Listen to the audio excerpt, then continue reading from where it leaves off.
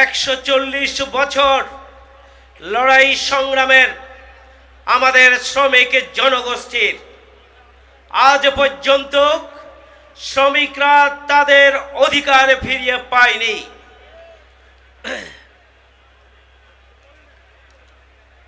শ্রমিকদের কর্মক্ষেত্রের নিরাপত্তা নিশ্চিত করা হয়নি। শ্রমিকদের জন্য উপযুক্ত যে মজুরি নির্ধারণ করা প্রয়োজন সেটি নির্ধারণ করা হয়নি।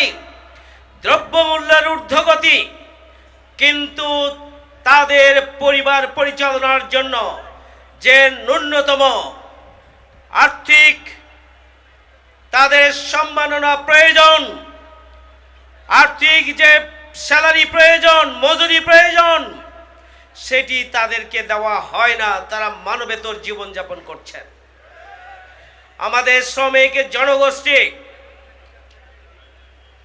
যাদের কর্মক্ষেত্রে নিরাপত্তা নিশ্চিত করার জন্য যে প্রশিক্ষণ প্রয়োজন, যে ট্রেনিংয়ের প্রয়োজন, যে প্রয়োজনীয় ওয়ার্কশপ প্রয়োজন, সেই ধরনের কোনো ব্যবস্থাপনা রাষ্ট্রের পক্ষ থেকে নেই। শ্রমিক জনগোষ্ঠীর প্রত্যেকটি স্তরে স্তরে আমরা দেখেছি তাদের লাইসেন্স পাওয়া, নিবন্ধন পাওয়া, তাদের বহুবিধ কার্যক্রমে হাজার ধরনের প্রতিবন্ধকতা আমরা লক্ষ্য করছি।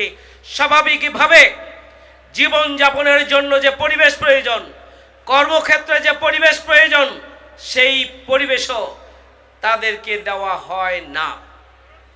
সংগ্রামী ভাই বন্ধুগণ, আমরা লক্ষ্য করছি একজন শ্রমিক কর্মক্ষেত্রে তার দায়িত্ব পালনকালীন সময়ে যদি অসুস্থ হয়, আহত হয়, তার জন্য তাকে পরিপূর্ণ সুস্থ করার লক্ষ্যে যে স্বাস্থ্য সেবা নিশ্চিত করা আর্থিক অনুদানের প্রয়োজন, সেটিও তাদের জন্য নেই। শুধু তাই নয়, শ্রমিকরা যদি মারা যায় কর্মক্ষেত্রে, তাহলে তাদের জন্য যে আর্থিক নিরাপত্তা, সেই নিরাপত্তার পরিমাণটা এত কম, তা দিয়ে পরিবারে 2 মাসও নয়, 1 মাসও সংসার পরিচালনা করা সম্ভব নয়। এটা বৈষম্যহীন। এই বাংলাদেশে শ্রমিকদের প্রতি যে বৈষম্য, শ্রমিকদের অধিকার নিয়ে যে ছিনিমিনি, শ্রমিকদের অধিকার প্রতিষ্ঠা করার ক্ষেত্রে রাষ্ট্র এবং সরকারের যে অনীহা, এটি কোনোভাবেই আমরা মেনে নিতে পারি না। আমরা আজকের এই শ্রমিক সমাবেশ থেকে পরিষ্কার করে বলতে চাই, শ্রমিকদের নিরাপত্তা নিশ্চিত করতে হবে। শ্রমিকদের ন্যায্য যে মজুরি, সেটি তাদেরকে দিতে হবে। কর্মক্ষেত্রে নিরাপত্তা দিতে হবে। তারা আহত হলে চিকিৎসার ব্যবস্থা করতে হবে।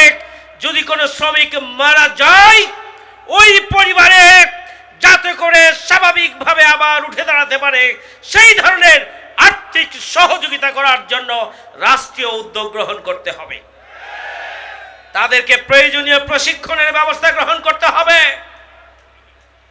আজকের গোটা দুনিয়ার যে সভ্যতার বিনির্মাণ, এই সভ্যতার প্রতিটি ইঞ্চির সাথে আমাদের শ্রমিকদের ঘাম, শ্রম, রক্ত এবং জীবনের প্রতিটি পরিশ্রমের কণা এখানে সম্পৃক্ত রয়েছে।